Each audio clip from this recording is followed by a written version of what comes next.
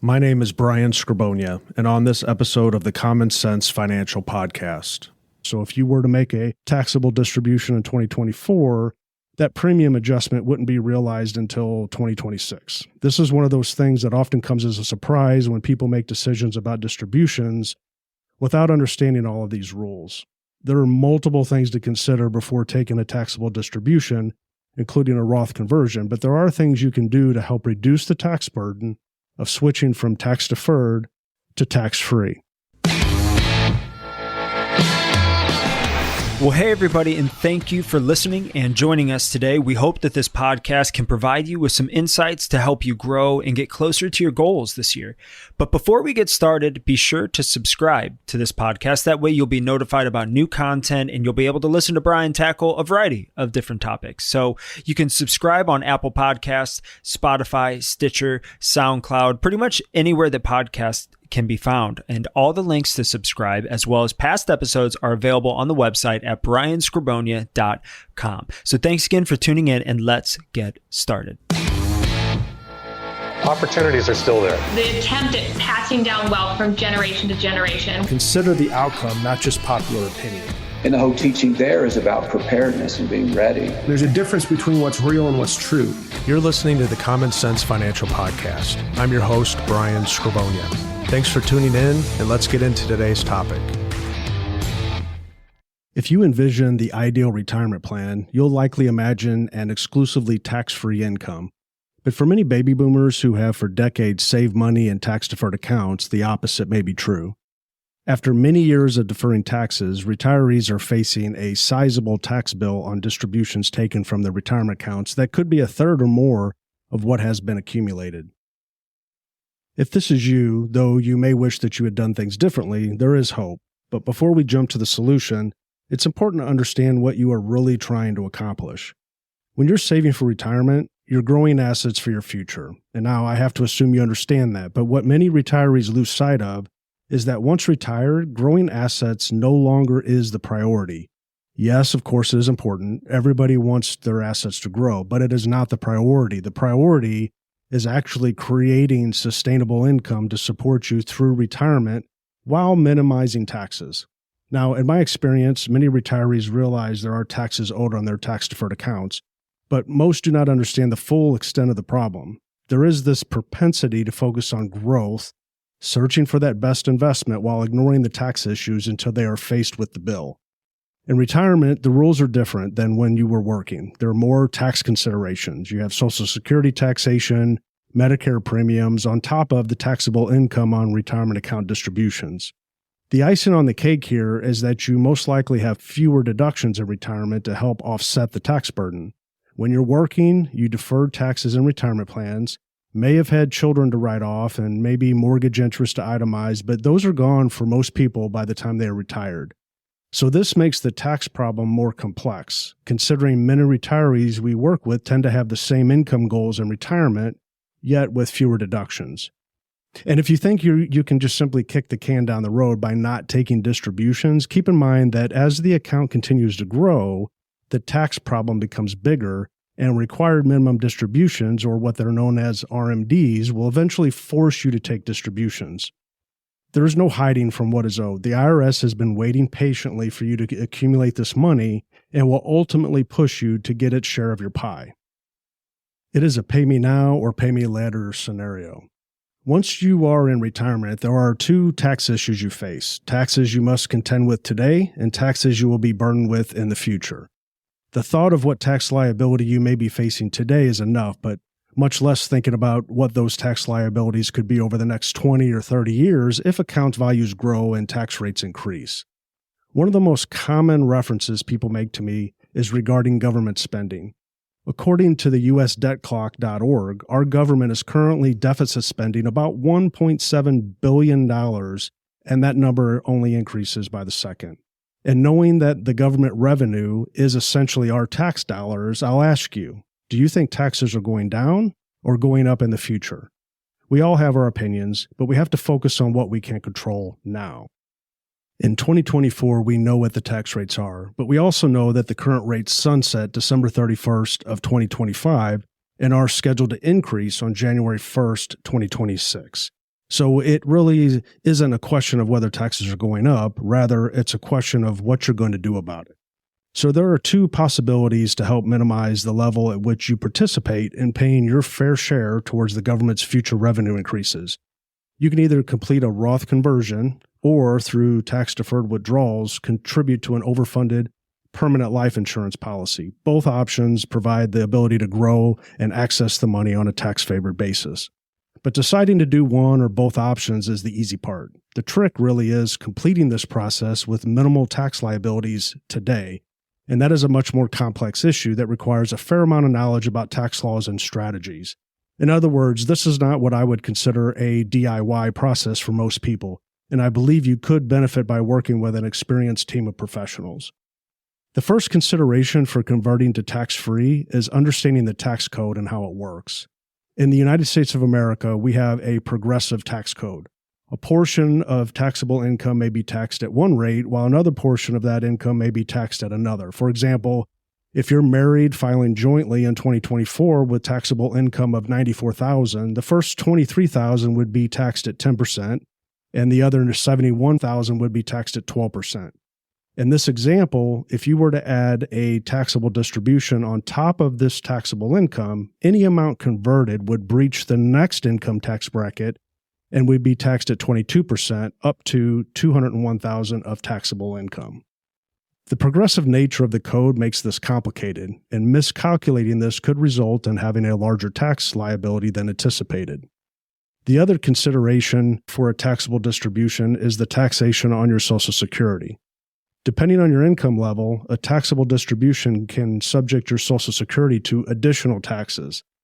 This is a separate calculation from the income tax brackets and uses a two-step process to determine how much of your Social Security will be subject to taxation.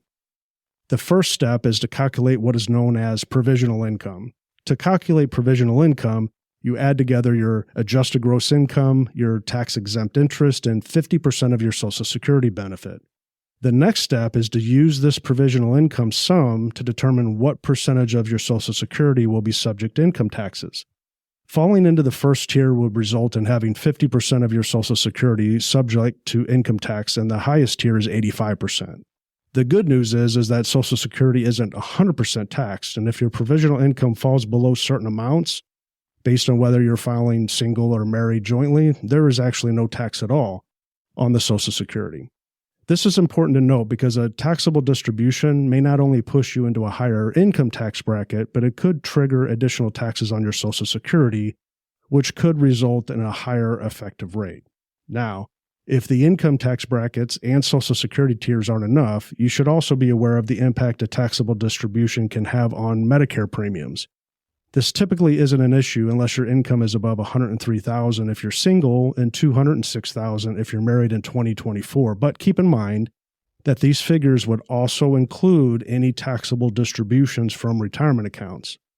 The impact of any possible premium increase is typically delayed by 2 years. So if you were to make a taxable distribution in 2024, that premium adjustment wouldn't be realized until 2026. This is one of those things that often comes as a surprise when people make decisions about distributions without understanding all of these rules.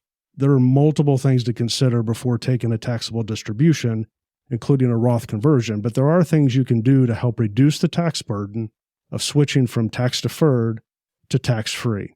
The goal in this process is to find ways that are both legal and ethical to help offset the additional income you show in your tax return resulting from a taxable distribution. The antidote to taxable income is deductions, credits, and losses, which can help reduce the net income subject to tax. There are a few ways to approach this, but not all options are appropriate for everyone. Some things work and some may not, which underscores the need to have an experienced professional team of advisors guiding you through this process.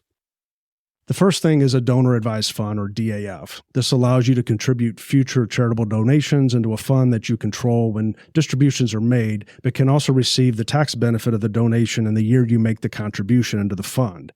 By making multiple years of donations in a single year into that fund, you have the potential of helping offsetting a taxable distribution from your retirement account in that year. You also have something known as a charitable remainder trust, or CRT. This allows you to contribute future charitable donations into the trust that you control when distributions are made, typically at death, but can receive the tax benefit of the donation in the year you make the contribution. You can also receive income from the trust while you're living within IRS limits. Like a DAF, making multiple years of donations in a single year could potentially help offset a taxable distribution from your retirement account.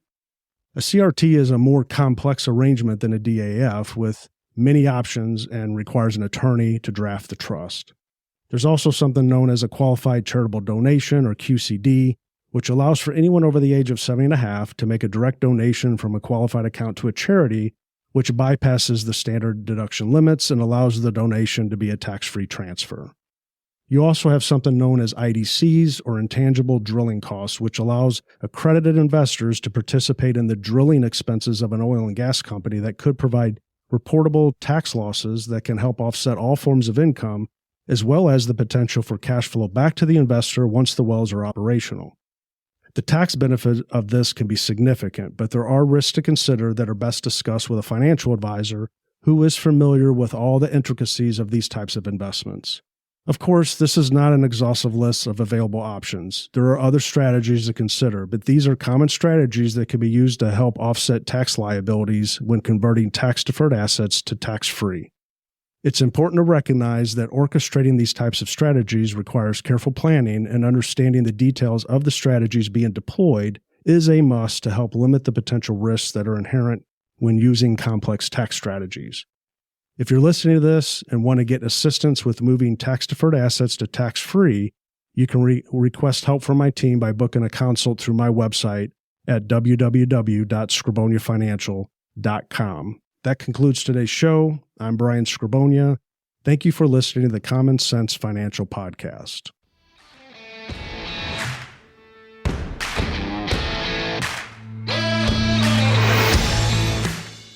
Thanks for listening to today's show. If you liked what you heard, be sure to subscribe on YouTube and Spotify so that you can receive notifications when we release new episodes. I'm Brian Skrobonja, and this is the Common Sense Financial Podcast.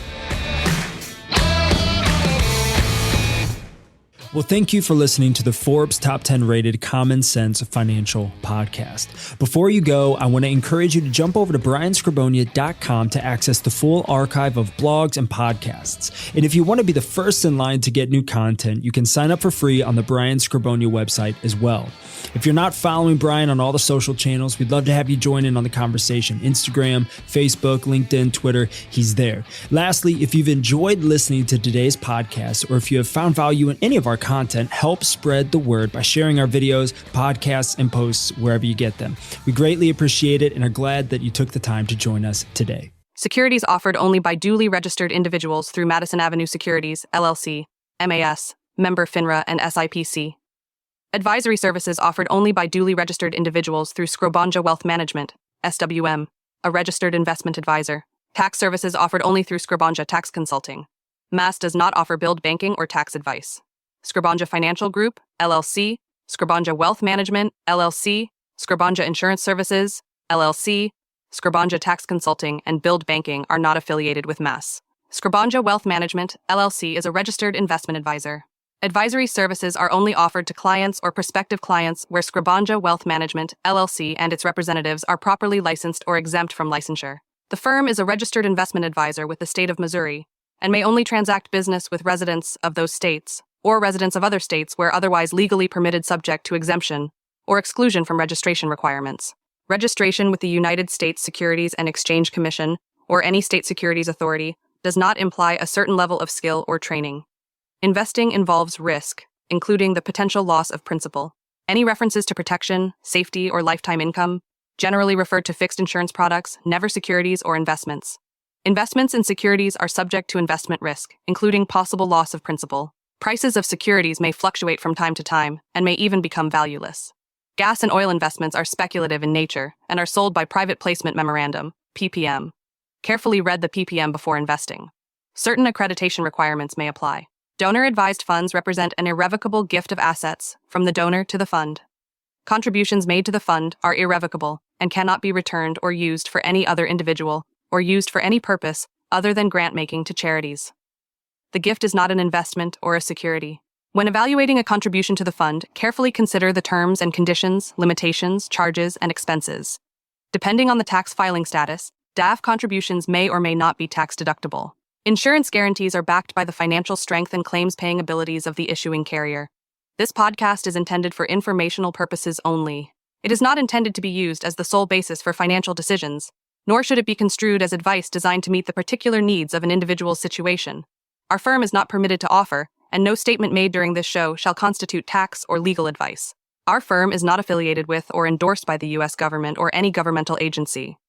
The information and opinions contained herein provided by the third parties have been obtained from sources believed to be reliable, but accuracy and completeness cannot be guaranteed by our firm. References to billed banking TM, private banking alternatives, or specially designed life insurance contracts, SDLIC, are not meant to insinuate that the issuer is creating a real bank for its clients or communicating that life insurance companies are the same as traditional banking institutions. This material is informational in nature and should not be deemed as a solicitation of any specific product or service. Billed banking is not FDIC insured.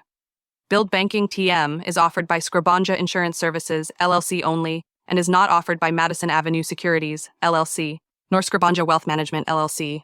The opinions expressed in this program are for general informational purposes only and are not intended to provide specific advice or recommendations for any individual or on any specific security, and is only intended to provide education about the financial industry. To determine which investments may be appropriate for you, consult your financial advisor prior to investing. Any past performance discussed during this program is no guarantee of future results. Any indices referenced for comparison are unmanaged and cannot be invested into directly. As always, please remember investing involves risk and possible loss of principal capital. Please seek advice from a licensed professional. No advice may be rendered by Skrobonja Wealth Management, LLC, unless a client service agreement is in place. Any references to protection, safety, or lifetime income generally refer to fixed insurance products, never securities or investments. Insurance guarantees are backed by the financial strength and claims-paying abilities of the issuing carrier. Billed banking TM is a DBA of Skrobonja Insurance Services, LLC, not FDIC insured. Results may vary. The term billed banking TM, private banking alternatives or specially designed life insurance contracts, SDLIC, are not meant to insinuate that the issuer is creating a real bank for its clients, or communicating that life insurance companies are the same as traditional banking institutions. Skrobonja Insurance Services, LLC does not provide tax or legal advice.